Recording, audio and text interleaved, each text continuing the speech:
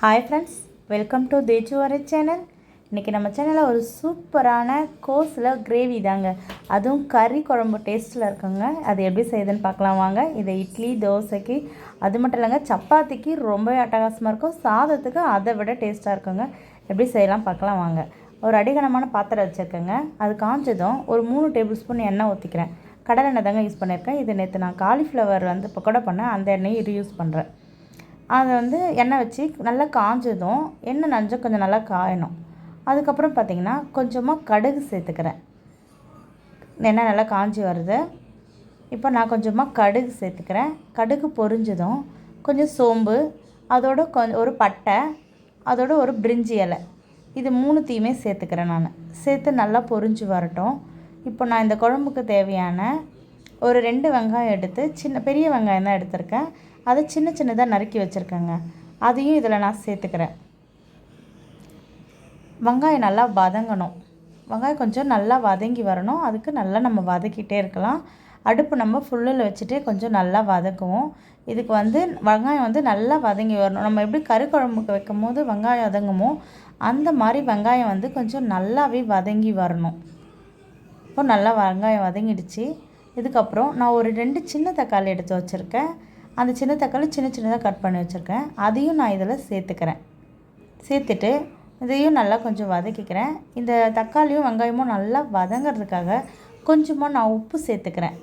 உப்பு சேர்த்து அதையும் கொஞ்சம் நல்லாவே சேர்த்து வதக்கிக்கிறேன். இந்த உப்பு சேர்க்குறப்போ வெங்காயம் தக்காளி நல்லா சீக்கிரமாக வதங்கி வரும். நமக்கு இது ஒரு கேஸ் சேவிங், நான் டைம் சேவ் பண்ணுறதுக்காக தான் உப்பு சேர்க்குறோம். டேஸ்ட்டுமே நல்லா சூப்பராக இருக்கும். இப்போ இதை நல்லா சேர்த்து வதக்கிட்டு, இப்போ இந்த ஸ்டேஜில் நம்ம இந்த குழம்புக்கு தேவையான மஞ்சள் தூளை நான் இப்போ சேர்த்துக்க போகிறேங்க. மஞ்சள் தூள் சேர்த்து இதையும் நல்லா வதக்கிக்கிறோம். இந்த பச்சை வாசனைலாம் மஞ்சள் இந்த மாதிரி வெங்காய தக்காளி வதக்கும் மாதிரி போட்டுட்டா வாசனை இல்லாமல் நல்லாயிருக்கும். இப்போ நான் சேர்த்துட்டு அதையும் வதக்கிக்கிறேன். கொஞ்சமாக இஞ்சி பூண்டு பேஸ்ட்டு நான் சேர்த்துக்கிறேன். இது கறி குழம்பு டேஸ்ட்டில் இருக்கும் சொல்லியிருக்கேன் பார்த்தீங்களா. அதுக்கு இஞ்சி பூண்டு டேஸ்ட்டு சேர்க்குறப்ப ரொம்ப அட்டகாசமாக இருக்கும் டேஸ்ட்டு. நிஜமாலே சொல்கிறேன். இது வெஜிடேரியனா நான் வெஜிடேரியனான்ற அளவுக்கு டவுட் வரும்.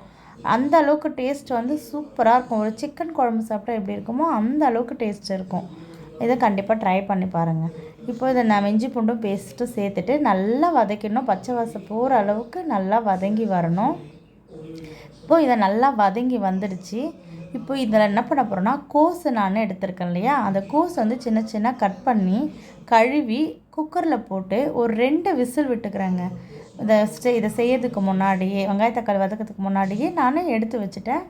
அப்போது நான் அதை வேக வச்ச கோஸையும் நான் இதில் இப்போ சேர்த்துக்கிறேன். அதையும் சேர்த்துட்டு இந்த டிஷ்ஷுக்கு தேவையான ஒரு 2 டேபிள் ஸ்பூன் அளவுக்கு நான் மிளகாத்தூள் எடுத்து வச்சுருக்கேங்க. வீட்டில் கடிச்ச குழம்பு மிளகாத்தூள் தான். அதையும் இப்போ நான் சேர்த்துக்கிறேன். சேர்த்துட்டு நல்லா வதக்கிக்கிறேன். இந்த கோஸையும் இந்த மிளகாத்தூளும் நல்லா மிக்ஸ் ஆகிற அளவுக்கு நல்லா வதக்கிடுங்க. வதக்கிட்டு இப்போ இது கூடவே நான் பைத்தம்பருப்பு கொஞ்சம் எடுத்து வச்சுருக்கேன். அந்த பைத்தம்பருப்பையும் முன்னாடி நம்ம கொஞ்சம் வேக வச்சுக்கணும். ஒரு 3 விசில் விட்டு நான் பைத்தம்பருப்பும் வேக வச்சு எடுத்திருக்கேன். கொஞ்சமாக அந்த பைத்தம்பருப்பில் பெருங்காயத்தூள் மட்டும் சேர்த்துருக்கேன். அவ்வளோதான், வேறு எதையுமே நான் சேர்க்கலை. ஏன்னா மஞ்சள் தூள் நான் இப்போ இதில் தான் சேர்த்துருக்கேனே தவிர பருப்பில் நான் சேர்க்கலை. அதனால் குக்கரில் நம்ம பருப்பு மட்டும் பெருங்காயத்தூள் போட்டு வேக வச்சு எடுத்துக்கிறோம். அதையும் நான் இப்போவே சேர்த்துக்கிறேன். இதில் சேர்த்துட்டு நல்லா மிக்ஸ் பண்ணி விட்டுருங்க. இதை நமக்கு எந்த மாதிரி வேணும், ஒரு கூட்டு மாதிரி வேணும்னா இந்த பக்குவமே போதும். கட்டியாக இருக்குது பார்த்திங்களா, இந்த ஸ்டேஜ்லேயே போதும். நம்ம காரம் அதுக்கேற்ற மாதிரி போட்டு விட்டுடலாம். இல்லை நான் சப்பாத்திக்கு சாதத்துக்கு சாப்பிட போகிறேன் அப்படின்னா, சாதத்துக்கு இதுதான் மெயின் டிஷ்ஷாகவே இருக்க போகுதுன்னா கொஞ்சம் இதுக்கு தேவையான தண்ணியை கூட நான் சேர்த்துக்கிறேன். அதுவுமே சூப்பராக இருக்கும் டேஸ்ட். இந்த ஸ்டேஜில் கொஞ்சம் உப்பு, இதுக்கு தேவையான உப்பும் கூடவே கொஞ்சம் சேர்த்துக்கிறேன். சேர்த்துட்டு நல்லா கொஞ்சம் தட்டு போட்டு மூடிடுறேங்க. மூடிட்டு ஒரு 10 மினிட்ஸ் சிம்மிலே இருக்கட்டும். ஒரு 10 மினிட்ஸ் நான் அப்படியே வேக விட்டுறேன். ஒரு 10 நிமிஷம் போல் நல்லா கொதித்த பிறகு நம்ம ஓப்பன் பண்ணி பார்த்தா இந்த டிஷ்ஷு சூப்பராக இந்த மாதிரி ரெடி ஆகி வந்திருக்குங்க. பார்த்திங்கன்னா நல்லா தெரியும்.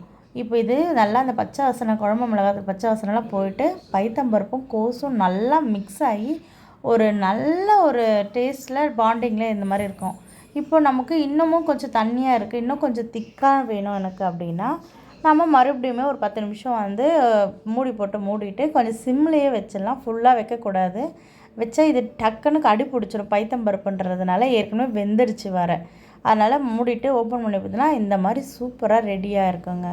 இப்போ இதை நம்ம சுட சுட சாதத்துக்கு, சப்பாத்திக்கு, ஏன் நம்ம தயிர் சாதத்துக்கு தொட்டு சாப்பிட்றப்போ அவ்வளோ சூப்பராக இருக்கும். கண்டிப்பாக ட்ரை பண்ணி பாருங்கள். இது உண்மையிலேயே கறி குழம்பை விட இது டேஸ்ட் இன்னும் அட்டகாசமாக இருக்கும். என்னோடய வீடியோ பிடிச்சிருந்தா லைக் பண்ணுங்கள். என்னோடய சேனலை சப்ஸ்கிரைப் பண்ணுங்கள். தேங்க்யூ ஃபார் வாட்சிங்.